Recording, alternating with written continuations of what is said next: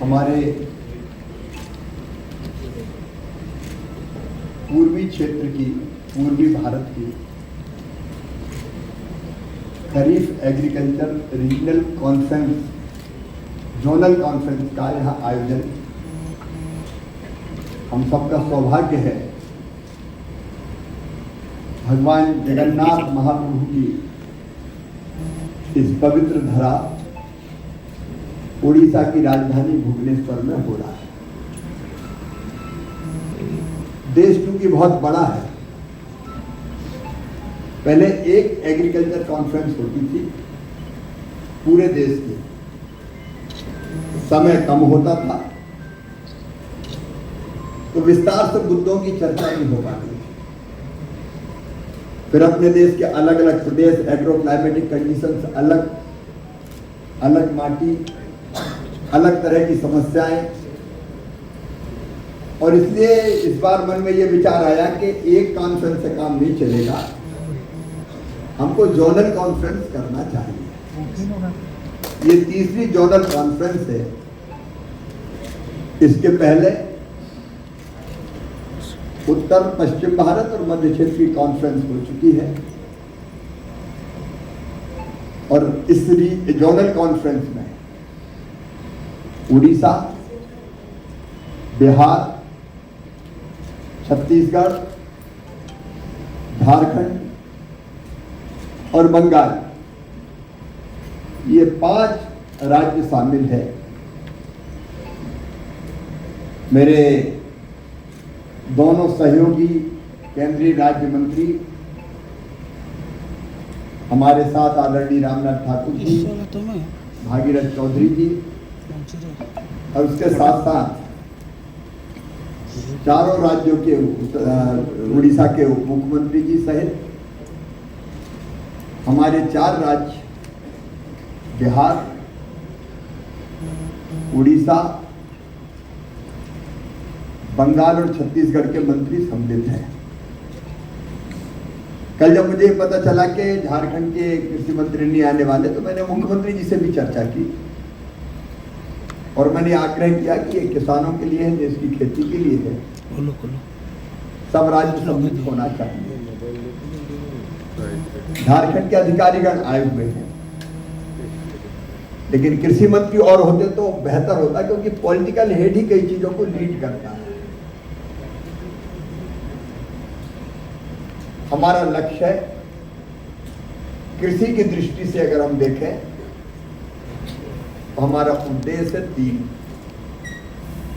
एक, देश की खाद्य सुरक्षा सुनिश्चित करना, फूड सिक्योरिटी।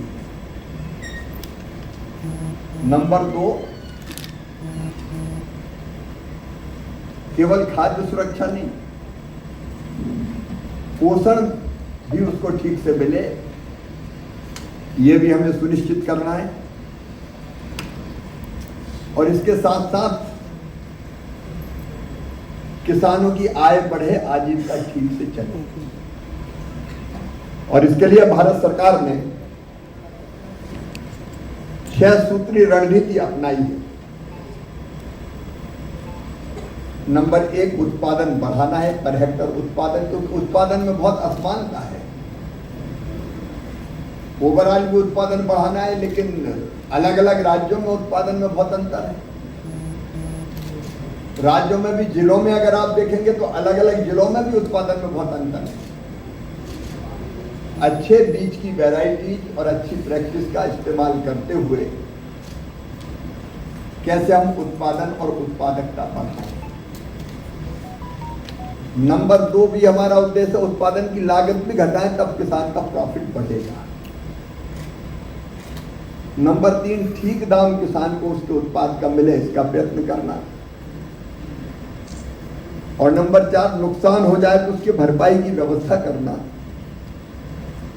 नंबर 5 कृषि का विविधीकरण, क्योंकि ये इसलिए जरूरी है कि आज हमारे यहाँ चावल के भंडार भरे हैं देश में। ये सौभाग्य भी है कि धान के चावल के उत्पादन में भारत दुनिया में चीन को पीछे छोड़ के आज नंबर 1 पर पहुंच गया। हम आज नंबर 1 पर। गेहूं के उत्पादन में आज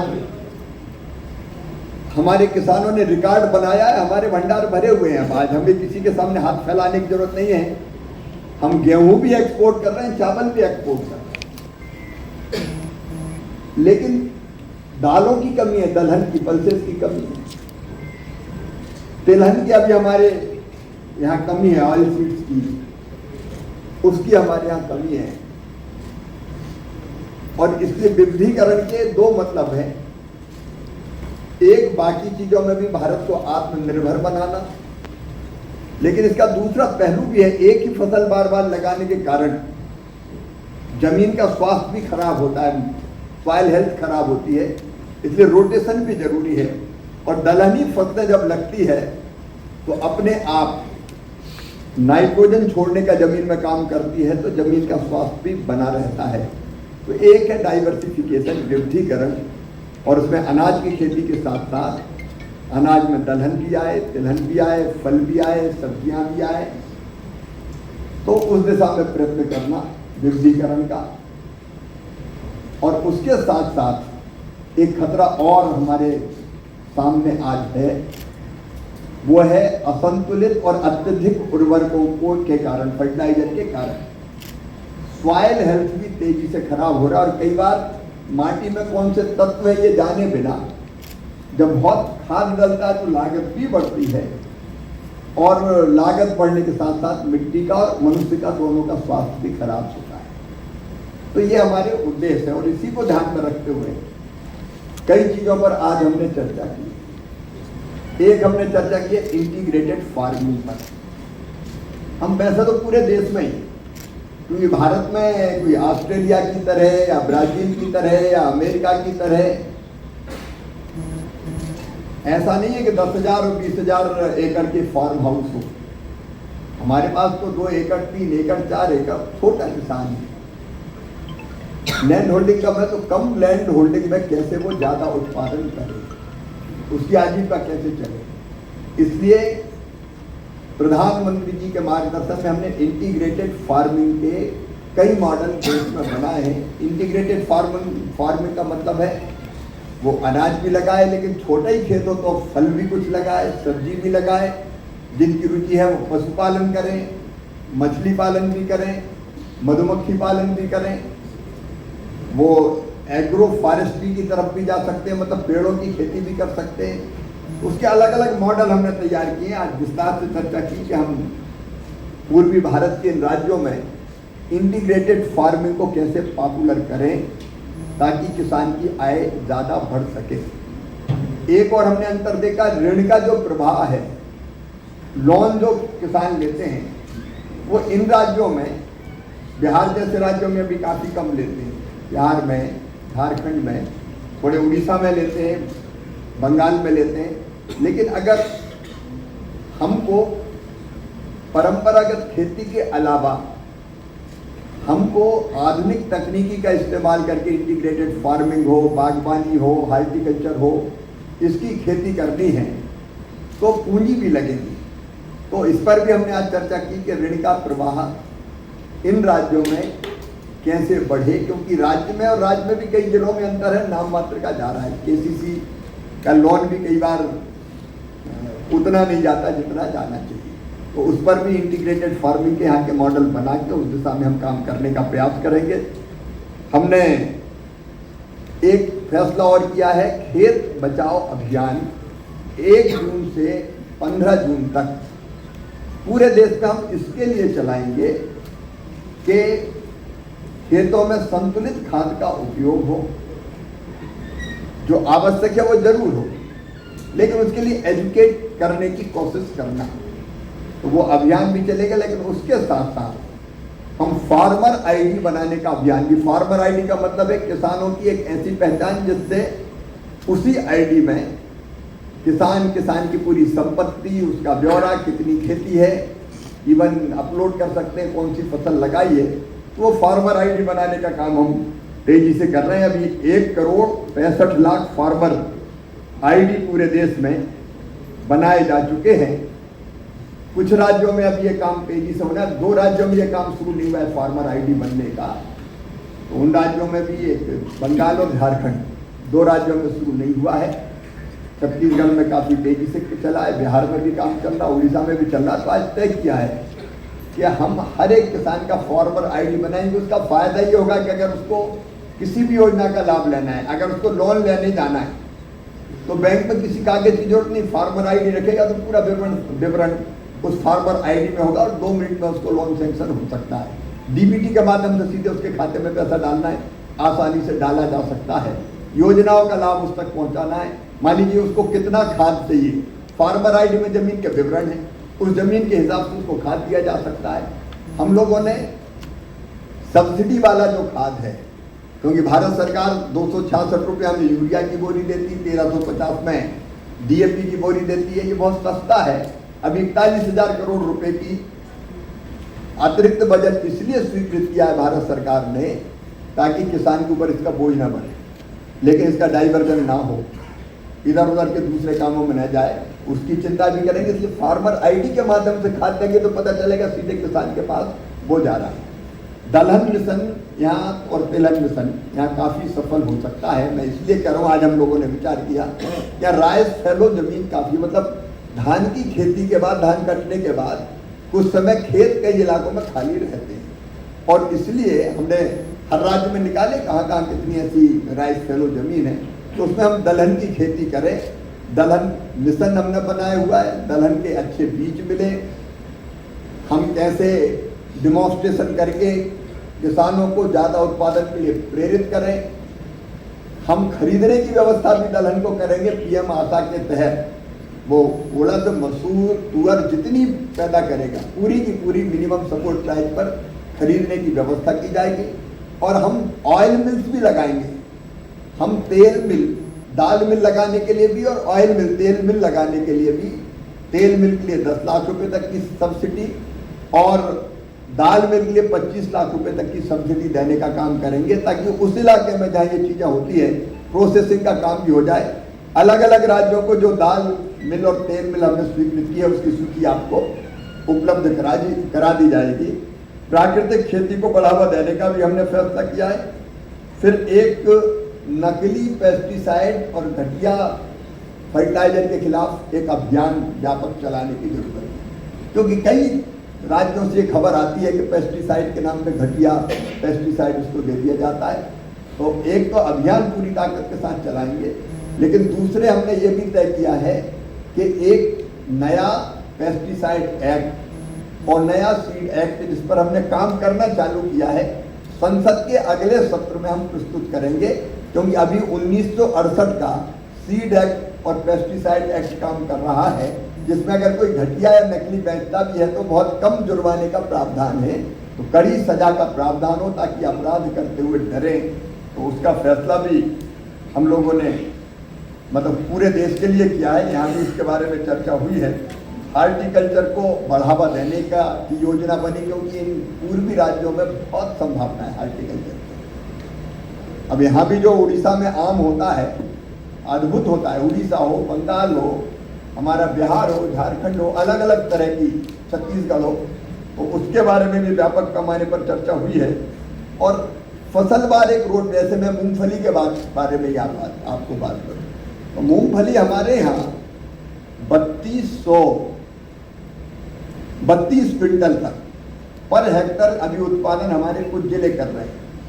दुनिया में सबसे ज़्यादा 42 है। हम चाहें तो ठीक से प्रबंधन करके अच्छे बीजों का इस्तेमाल करके पूरी दुनिया में नंबर 1 हो सकते हैं। तो हमने तय किया फसलवार हम रोड मैप बनाएंगे, कौन कौन सी फसल के लिए अनुकूल माटी और परिस्थितियाँ कहाँ कहाँ हैं, वहाँ उस फसल का अधिकतम प्रोडक्शन लेके बाकी किसानों को प्रेरित करने का काम करें। और एक राज्यवार भी कृषि का रोड मैप बनाए, क्योंकि 4 राज्यों में 5 राज्यों में भी अंतर है, समस्याओं में भी, चुनौतियों में भी। तो हम अलग अलग 5 राज्यों का अलग कृषि रोड मैप बनाएंगे, वैज्ञानिक बनाएंगे। हमारे वहाँ की मिट्टी, वहाँ की जलवायु, वहाँ उपलब्ध संसाधन, उसके आधार पर कौन सी खेती किस ढंग से करनी चाहिए उस पर भी हम लोग काम करेंगे। तो ये इस प्रेस पे कोई आपको अलग चीज नहीं मिलेगी। हमने जो खेती पर काम किया है, क्योंकि खेती भारतीय अर्थव्यवस्था की रीढ़ है और उसी पर भारत टिका हुआ है, और सबसे बड़ी चुनौती हमारे सामने यही है कि हम आत्मनिर्भर हो हर चीज में। तो उसी खेती के बारे में, किसान के बारे में गंभीरतापूर्वक चर्चा चल रही है। चर्चा अभी जारी रहेगी, लेकिन चूंकि प्रेस का समय था तो मुझे लगा कि बीच में ही आपको इससे अवगत कराना चाहिए। मुख्यमंत्री जी भी आज इस कॉन्फ्रेंस में उद्घाटन सत्र में आए थे। हमारा प्रयास ये है कि हम किसान के और खेती के सामने आने वाली हर चुनौतियां और हर समस्याओं से निपटते हुए, उत्पादन बढ़ाते हुए किसान की जिंदगी को और बेहतर करें, उसकी आजीविका को और बेहतर करने का प्रयत्न करें। धन्यवाद। 415 करोड़ रुपए लगभग लाए गए हैं, क्योंकि मिलेट प्रोग्राम है 93% लगभग इसके जो फंड्स हैं वो यूटिलाइज हो रहे थे। 2026-27 के लिए जो 415 करोड़ तक लाया गया है बजट को, 31% कट करके ला करके, ऐसा क्यों किया गया है? क्या परफॉर्मेंस कम हो रही थी और इसे बढ़ाने के लिए और क्या प्लान हो सकते हैं? मिलेट महत्वपूर्ण है, लेकिन मिलेट मिशन के सामने समस्या 2-3 तरह की है। नंबर 1, पर हेक्टर मिलेट का उत्पादन अभी भी कम होता है।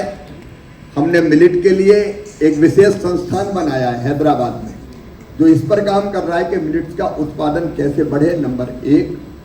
नंबर 2, मिलेट्स की डिमांड और बढ़े, क्योंकि कोशिश करने के बाद भी अभी बहुत एरिया नहीं बढ़ा है, लेकिन उत्पादन और बढ़े और उसकी खपत बढ़े, और इसके लिए एक प्रयास प्रधानमंत्री जी के नेतृत्व में अनेकों हुए हैं, उनको निरंतर जारी रखने की ज़रूरत है।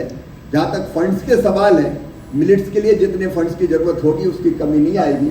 केंद्र सरकार भी गंभीर है और राज्य सरकार भी प्रयास कर रही है।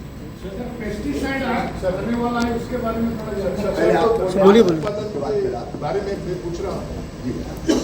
देश में उड़ीसा का स्थान क्या है? देश में उड़ीसा का स्थान क्या है? और एक बात, यहाँ जो आपको कुछ नहीं हो रहा है, हाल का बात ऐसा पड़ा रहा है, तो कॉर्पोरेट इन्वेस्टमेंट उड़ीसा में कुछ होने वाला है क्या? देखिए, उड़ीसा सहित सभी राज्यों में धान की खेती भी हो, लेकिन धान के साथ साथ बाकी खेती भी हो। 2 योजनाएं भारत सरकार की है, एक RKB-22 और एक कृषि उन्नति योजना। उन योजनाओं के अंतर्गत उड़ीसा में भी, चाहे वो हॉर्टिकल्चर की खेतियों को बढ़ावा देना हो, चाहे मिलेट की खेती को बढ़ावा देना हो, चाहे दालों की खेती को बढ़ावा देना हो, चाहे धान की खेती के लिए धान की अलग अलग किस्में ICR के द्वारा बनाना हो, चाहे अच्छे बीज हो, चाहे मैकेनाइजेशन हो, चाहे माइक्रो इरिगेशन हो, हर एक के लिए भारत सरकार की योजना भी है, जिसका लाभ उड़ीसा उठा रहा है, और उड़ीसा सरकार की भी अपनी योजना है। सर, ऑर्गेनिक फार्मिंग के बारे में सभी गुरुत्व दे रहे हैं, फार्मिंग के बारे में सब कुछ इम्पोर्टेंस दे रहे हैं। ये जानना चाहेंगे, पेस्टिसाइड एक्ट आने वाला है, उसके बारे में कुछ जानकारी मिलेगा सर? पेस्टिसाइड एक्ट हमने जनता के बीच परिचालित किया है, सबसे हम राय मांग रहे हैं, और वो वेबसाइट पे है पूरा का पूरा। आप कहेंगे तो मैं आपको भेज दूंगा। उसमें प्रावधान कुछ इस तरह के, जैसे मैंने एक उदाहरण आपको बताया था कि अभी अगर कोई घटिया बेचता है तो बड़ी सजा का प्रावधान है ही नहीं, केवल 1000 रुपया जुर्माना देके छूट जाता है। तो किसी को लाखों कमाना और 1000 जुर्माना देना वो बहुत आसान काम है, लेकिन उस पर हैवी जुर्माना हो और गंभीर किस्म का अपराध हो तो सजा भी हो। इस तरह के कई प्रावधान किए जा रहे हैं। परंपरागत बीज को हम सुरक्षित भी रखने का काम करेंगे, मतलब सीड एक्ट में परंपरागत बीज को हम सुरक्षित रखने का भी काम करेंगे, और गड़बड़ करने वाले को सजा देने का प्रावधान। सर एक